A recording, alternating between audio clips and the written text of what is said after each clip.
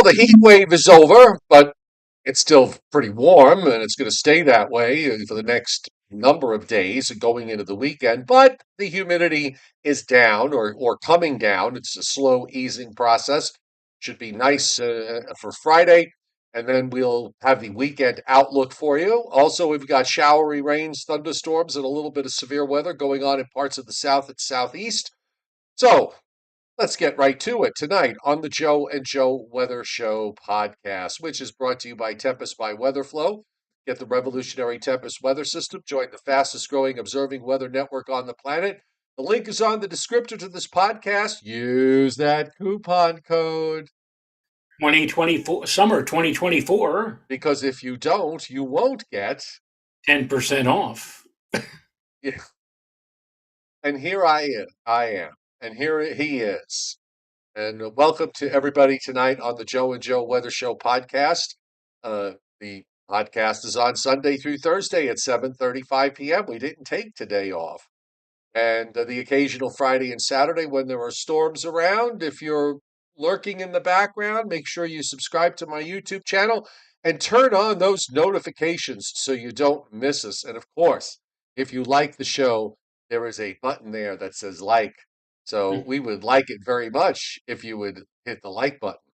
So there. Oh, there. Anyway. So is it better today for you? It's coming down, that the humidity and the dew points are coming down, but they're coming down ever so slowly. Now, I was kind of hoping that maybe I could turn the air conditioning off and open the windows tonight. I don't think that's going to be done until tomorrow morning at daybreak. Tomorrow should be okay, and tomorrow night should be okay, but I suspect that come sometime on Saturday, the buildup of the humidity will force our hands to turn the air conditioning back on again, but at least we'll give it a little bit of a rest. I got my NYSEG electric bill, and no, it wasn't in four figures, but it was pretty much up in the three-figure category. Not the high three figures, thankfully, but still high. Is And that a 1 month bill or a 2 month bill? 1 month. 1 month. Ew. Oh, Ah. it does. I remember with Let's put it this way: it was about 2 to 2.5 times greater or higher than what I normally would get in a typical month.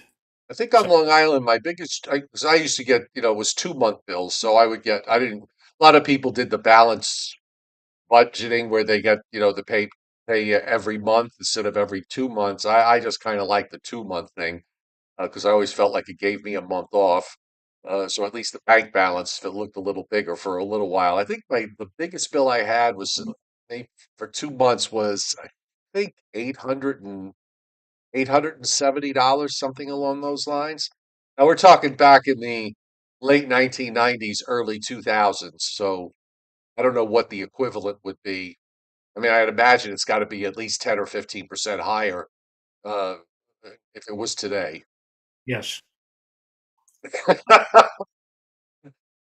What else can I say? It's I know. but at least it's better out there today. Although right now, if you're wondering where Mrs. Rayo is, she's in the pool. Well, yeah, that's a good place to be. It wouldn't be a good to me, Joe. We I know took you're the not a pool guy. we took the cover off about a half an hour ago. I stuck my hand in it, Joe. It feels like bathtub water. Yeah, I said, "How do you expect to get cool in this?" But yeah, she very insistent. She went in, and of course, before she has a chance to relax, she has to get her vacuum cleaner. It looks like a vacuum cleaner. At the bottom of the pool, there's you know dust particles and yeah, maybe things. like so. She's going to do it. She's cleaning before she has a chance to relax. By the time she's finished cleaning, it's going to be dark. That's, Oh, well, well, I mean, if you ever wondered about Mrs. Rayo, being married to Mrs. Rayo, going on 40 years in September, it's been like being married to a hybrid of Martha Stewart and Felix Unger. That's Mrs. Rayo. and whoever the guy is from this old house. Well, yeah, I mean, look, the wo- the wo- Bob the Vila. right, the woman fixes snow. The woman can fix a snowblower. I mean, right there, right there, you should just be quiet and be thankful. Okay, get on your knees and be thankful. She repairs. She can fix appliances. She can repair a chainsaw. Okay, so you know that's a big You plus. you would say that only from looking from a distance or from admiring that. But I can assure you, Joe, if you were married to my wife, you would have a whole different mindset about. Well, look, if she can fix a chainsaw, then it is advisable that to stay at a distance. Well, she plays the game with me. She's always been playing this game where if I try to do something, if I do something, let's say around the house or whatever like that, or outside or something, she'll come along and say, "Why are you doing it this way? That's not the way to do it. That's not, you're doing it completely and totally wrong." Well, I mean, you know what? On the other like hand, an idiot or something. I mean, basically that's it. Then when I don't do anything, when I'm sitting around, let's say watching whatever, The Price is Right, or relaxing watching Bob Ross, right? Why aren't you doing something?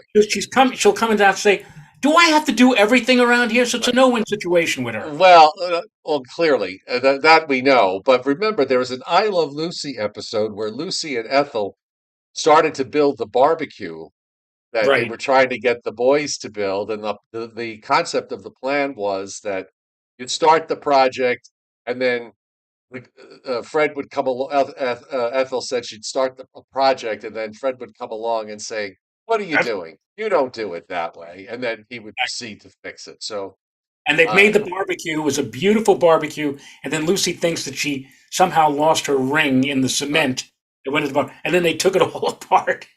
right, exactly. That episode, by the way, that is the one I Love Lucy episode that is truly timeless.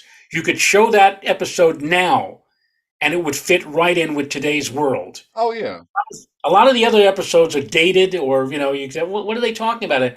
That is the one episode where you can actually say, yes, uh, this would work even today in 2024. mhm, And in fact, when they try to put it all together, it looks like a mess. I love what Ricky said. I think it was caused by a couple of hurricanes, right, Hurricane Lucy and Hurricane Ethel. right, exactly. The one, the big weather reference that that appeared on that particular show. All right, Yes. let's get rolling because we are headed into the weekend, and we thankfully the weather looks reasonably calm overall. Let's looking at the watches and warnings map tonight. Not a whole lot going on. We do have a severe thunderstorm watch and some thunderstorms that are moving across parts of the Carolinas, particularly North Carolina, where we've got a watch from the central part of the state all the way to the coast, and various flood watches in there too. Also, some flood watches in eastern New Mexico. Some excessive heat issues, excessive heat watches and warnings in Southern California uh, and down into Western Arizona and Southern Nevada. We've got some heat advisories up in Eastern Oregon, Eastern Washington, northernmost Idaho, and westernmost Montana. And as we check out the satellite, this is a July satellite for sure, especially when you look at where the lightning strikes are. We've got quite a few of them from North Carolina southwestward back into Mississippi and Louisiana. This is the old cold front that moved through last night, which from what from what I saw this morning, looked like it overperformed to some extent. To some extent. Excuse me. Is that understated? No, no. Uh, I just had a little thing in my throat. yeah. But the shower and thunderstorm activity was fairly active last night in eastern Pennsylvania to southern New England.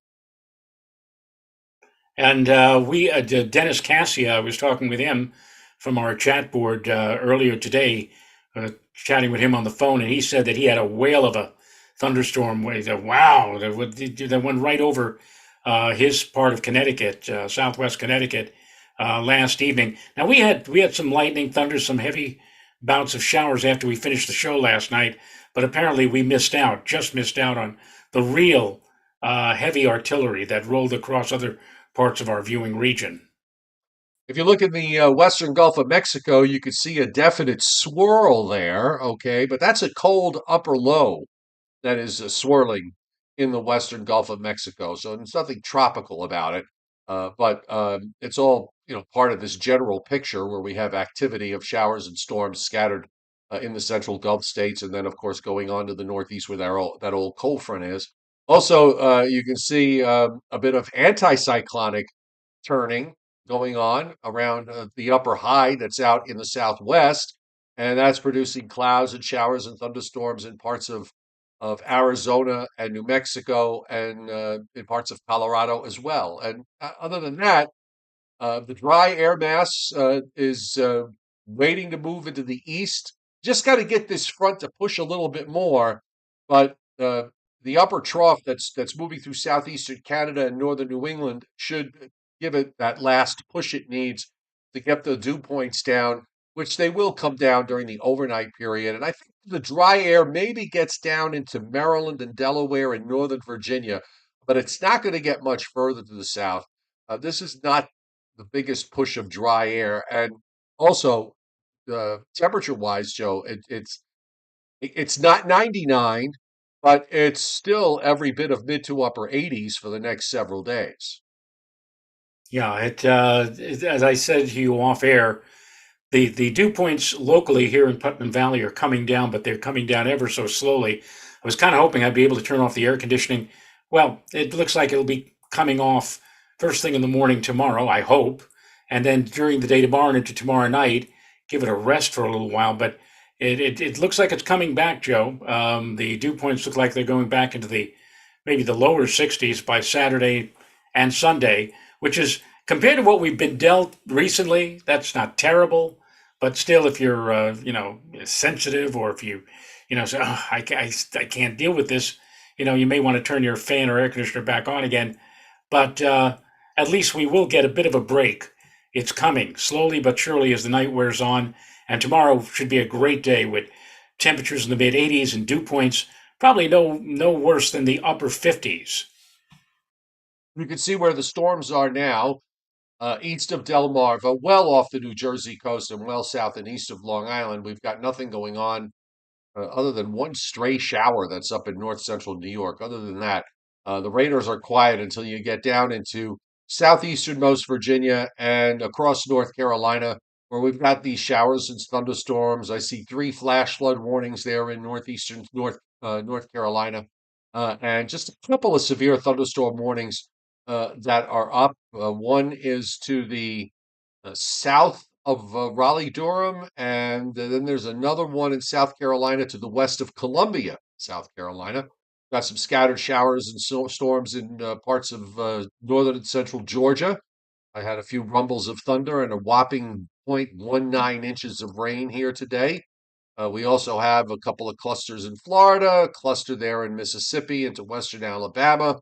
Then we go west, and we've got actually quite a few clusters of showers and thunderstorms in Utah and Colorado and New Mexico and Arizona, and even into parts of the Sierra Nevada, seeing some showers and storms, and also in central and eastern Montana, a few clusters there, and up into northern Wyoming. The Storm Prediction Center has a slight risk in North Carolina with that severe thunderstorm watch that is going to be in effect for a little while longer. Otherwise, we don't have any other watches tonight. It's a relatively quiet night in severe weather land. Marginal risk from eastern New Mexico, northwest Texas, northward into southeast Wyoming and western Nebraska, and also another area of marginal risk up in Montana. So for tomorrow, SPC has a marginal to slight risk in the plains, South Dakota, down into northwest Kansas and northeast Colorado. There's a slight risk in there, 2%, less than 2% tornado risk. And as we move on to day three, which is Saturday into Sunday, we have marginal risk in North Carolina and into southern Virginia. The general thunderstorm line gets to southern New Jersey and southern Pennsylvania, but north of there and west of there to the Great Lakes, and then southwest down to about Missouri and northern Arkansas. No thunderstorms are forecast for Saturday into Sunday. That's what it does appear that rain. There's not shower or thunderstorm activity is not going to be an issue in over the next three, certainly through Sunday and probably through much of Monday. Yeah, I don't think really. I think it's going to stay dry through Monday here locally. But even when we start getting, you know, humid enough to support precipitation again, which would be starting on Tuesday, I think much of the activity will be just regular showers, maybe a rumble or two of thunder later on Tuesday, and then Wednesday and Thursday again. Just a few scattered showers or thunderstorms. I mean, nothing that you would place in the severe, not even anything in the marginal category. Let's put it that way. Rainfall amounts over the next 7 days. WPC is pushing the inch and a half line to northern New Jersey to about New York City. Now, this goes through next Thursday night, so this will be for after Monday of next week. And the heavy rains, southern half of Virginia, West Virginia, and southern Kentucky through the Carolinas, west across Georgia, across the Gulf states into Texas, and we've got a couple of areas here where we're talking about 3 inches plus rainfall amounts, and a 5 to 7 inch area showing up in southwest Louisiana and southeast Texas. So there will be ample opportunities for downpours and thunderstorms over the next number of days across the Gulf states and for the southern mid-Atlantic and southeastern U.S., mainly because of where this front is. It's pretty much lying east-west and stalling somewhere across Virginia. So if you're south of that frontal boundary, you're going to see downpours and thunderstorms. Doesn't rain all the time. It's going to come in batches. It's just going to be kind of summer in the south with some moisture, and I'm kind of happy about the fact that we get some rain because it's just been horribly dry for the last 6 or 7 weeks here. So you know, I'm hoping we get a good solid 3 to 4 inches of rain spread out over the next 7 days. And as far as flash flooding is concerned, we're looking at a slight risk eastern North Carolina, southeast Virginia, also in parts of East Texas and western Louisiana, also in the eastern part of New Mexico. That is for tonight. Then tomorrow, um, well, kind of pretty much the same place in North Carolina, but extending down into South Carolina for the south risk, also in eastern New Mexico, and will add a marginal risk in parts of Nebraska, southeast South Dakota, and north central Kansas. And then for day three, we have a marginal risk in the southeast, marginal risk in parts of the plains across West Texas, and then you get that slight risk again back over into New Mexico. Let's check out the upper air just to see where this overall pattern is going here. And if And you want to sharing capabilities, I can, after you're done, I can bring up the latest updated drought monitor, and we can see where the dry areas are in your vicinity and elsewhere. okay, the sharing is on. Let's get through this, and then you do then we'll go to the drought monitor. So you got this trough. That's the trough that's bringing this quick shot of dry air. You can see it lifts up. It's not especially strong, which is explaining why this push is not anything more than what it is.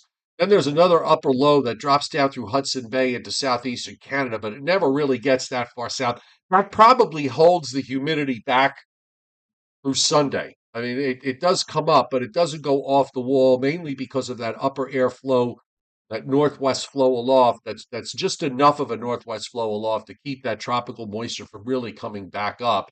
And then as we move into next week and that trough pulls out, this is where we start to get into a problem because the Bermuda High, which is on the strong side, builds into the southeastern states. And then you've got troughing from the Great Lakes down into Texas. So we're kind of in a west southwest or even a southwest flow. And this is where we'll start to get opportunities for showers and thunderstorms as we move through next week.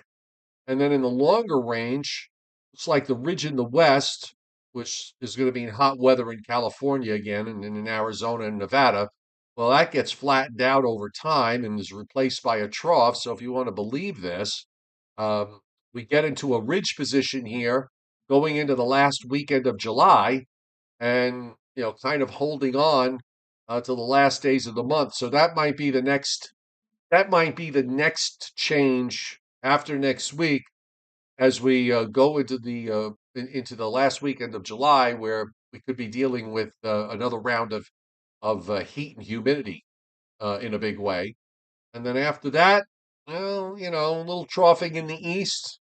Um, doesn't look especially strong, but it's there. So maybe if it gets hot for the last weekend of July, it'll last maybe 3 days and then cool down a bit with another quick shot of dry air after that. So let me bring the surface map up, and we'll.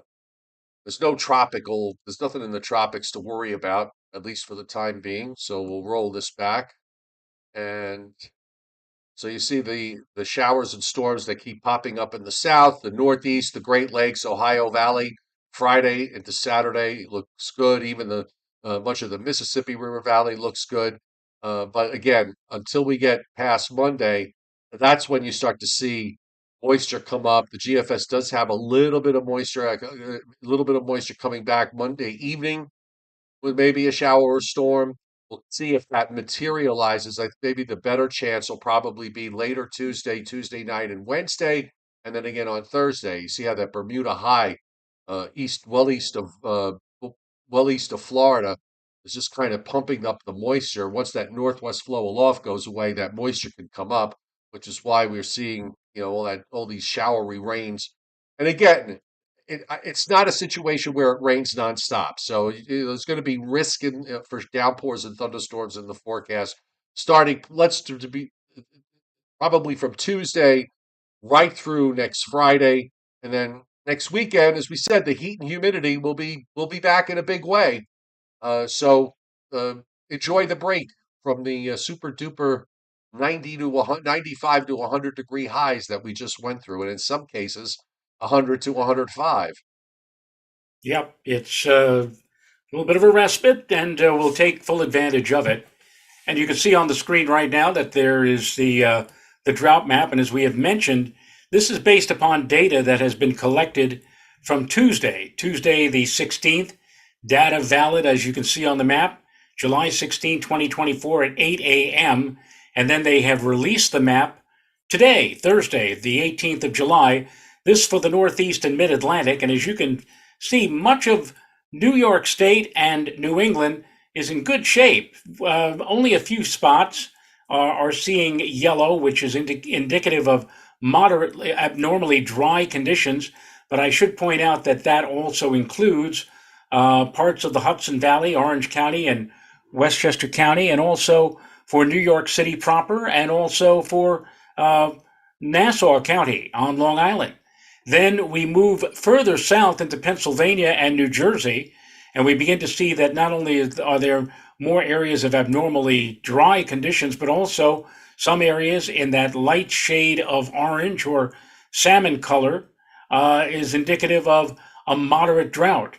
And down across the southern end of Pennsylvania, we then get into severe drought. And then for a section of western Maryland and also into part of West Virginia, a deep red coloration indicating extreme drought. So it runs from no drought problems at all in the far north to even extreme drought or severe drought to extreme drought further south across parts of Pennsylvania, West Virginia, and Maryland. So that's how it looks in the northeastern part of the country. Now, if you are thinking about where Joe is down in the southeast in Georgia, let's bring that up.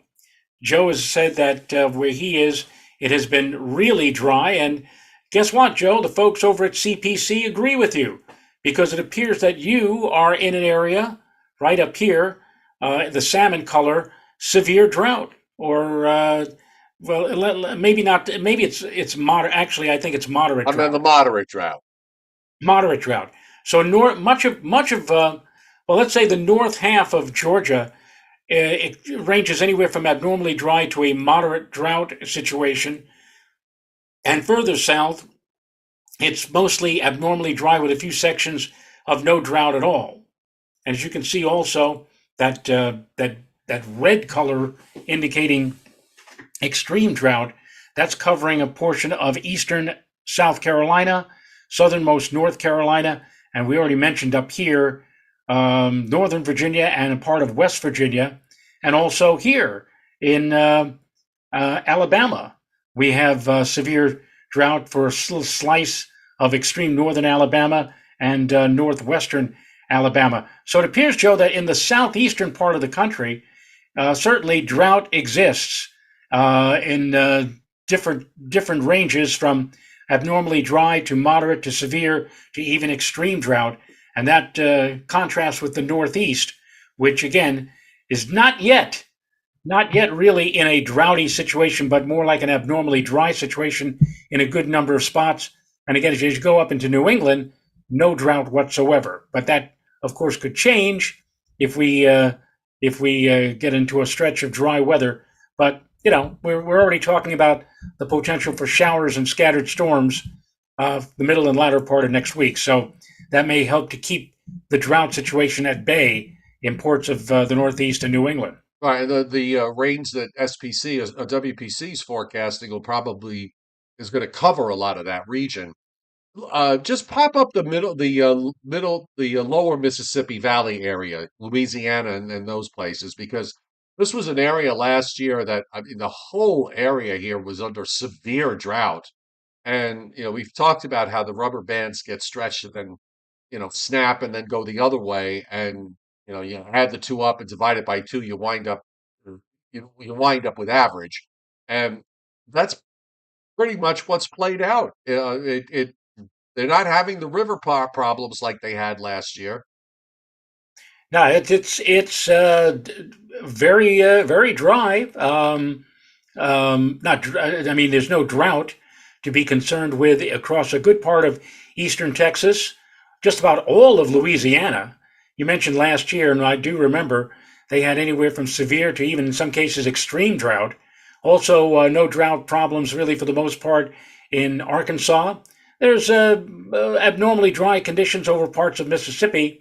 Across Tennessee, they range from no drought to moderate drought to severe, and even a little tiny area in the south end of Tennessee where it's extreme drought.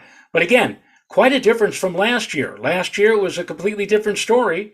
This year, because of all of that tremendous rainfall, especially from Beryl.